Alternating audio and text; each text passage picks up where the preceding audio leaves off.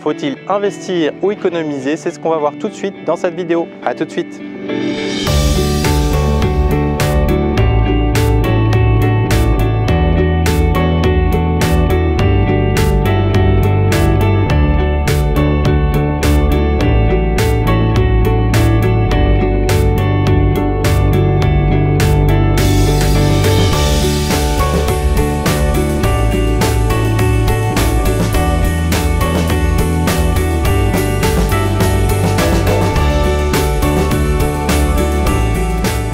Alors aujourd'hui, on a deux solutions.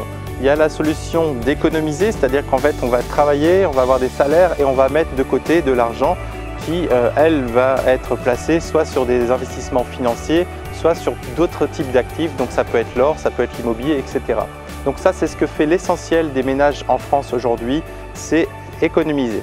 Maintenant, investir, c'est vraiment une autre manière de voir. C'est-à-dire qu'en fait, on va mettre de l'argent tous les mois dans un investissement. Donc souvent c'est l'immobilier, mais ça peut être aussi en bourse, etc. Et donc ça, c'est une stratégie qui est un petit peu différente parce qu'elle fait appel à une notion de long terme. C'est-à-dire qu'en gros, on va mettre de l'argent dans un projet, on ne sait pas ce qui va se passer de ce projet-là. Et à ce moment-là, on va voir au fur et à mesure si notre investissement a été bon ou mauvais. Donc c'est le cas pour la bourse, c'est le cas pour l'immobilier aussi. Maintenant, ce qu'il faut voir, c'est l'attitude qu'on a face à l'argent. En fait, la manière dont vous allez investir ou économiser va dépendre de votre attitude face à l'argent. Aujourd'hui, il y a énormément de gens qui pensent que c'est plus intéressant d'économiser, donc de passer son temps à trouver les sources d'économie. Donc tiens, je vais économiser, je vais prendre mes 2, 3 ou 4 000 euros par mois et je vais essayer de mettre 200 euros par mois.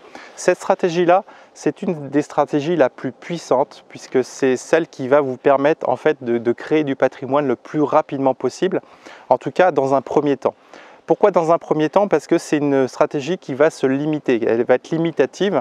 Si vous gagnez 4 000 euros par mois et que vous avez la capacité de mettre 10% de vos salaires, par exemple, dans un compte en assurance vie ou sur un livret A, c'est parfait. C'est vraiment ça, c'est là où vous aurez vraiment la plus grande puissance. Maintenant, il n'y aura pas de levier parce que l'argent, en fait, il va être stocké et il risque de vous manquer aussi un petit peu. Et donc, surtout, on va les stocker dans des actifs financiers qui, eux, ne vont pas forcément rapporter grand-chose. Donc là, il n'y a pas de levier.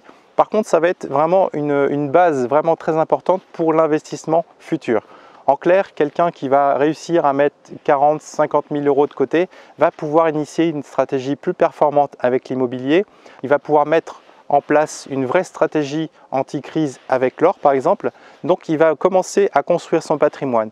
Mais si on veut passer à la vitesse supérieure, il va falloir commencer à investir, et investir, ça veut dire dépenser.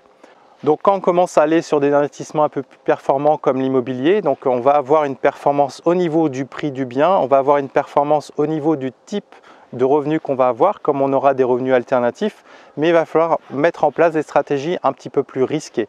Donc aujourd'hui, investir, c'est nécessaire tout simplement parce que si vous voulez avoir des revenus alternatifs autres que votre retraite et les salaires, il va falloir sortir un petit peu du cadre. Donc en fait, aujourd'hui, est-ce qu'il faut investir ou économiser? Dans un premier temps, c'est important d'économiser et après, il va falloir passer à la phase d'investissement. Et donc cette phase d'investissement, l'objectif, c'est vraiment d'aller sur des actifs tangibles tels que l'immobilier, les forêts, les terrains agricoles, évidemment l'or pour la partie capitale, donc c'est plus une épargne, et derrière on va avoir le levier du crédit pour pouvoir faire grossir son patrimoine plus rapidement. Donc il n'y a pas vraiment de règle, si ce n'est qu'il faut faire les deux à la fois. Si vous faites que investir sans épargner, ce n'est pas forcément efficace parce que vous serez un petit peu limité dans vos investissements et dans votre levée de fonds. Si vous faites que épargner et pas investir, là c'est pareil. En réalité, votre épargne perd de la valeur avec le temps et à ce moment-là, vous n'aurez pas la pleine puissance de cette épargne-là puisqu'elle va perdre de la valeur très rapidement avec le temps.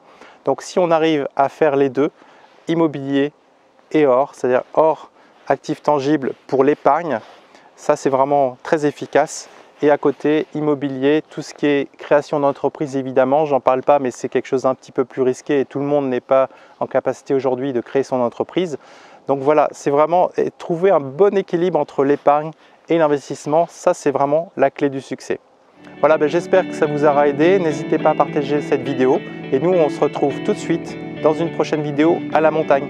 À bientôt, au revoir.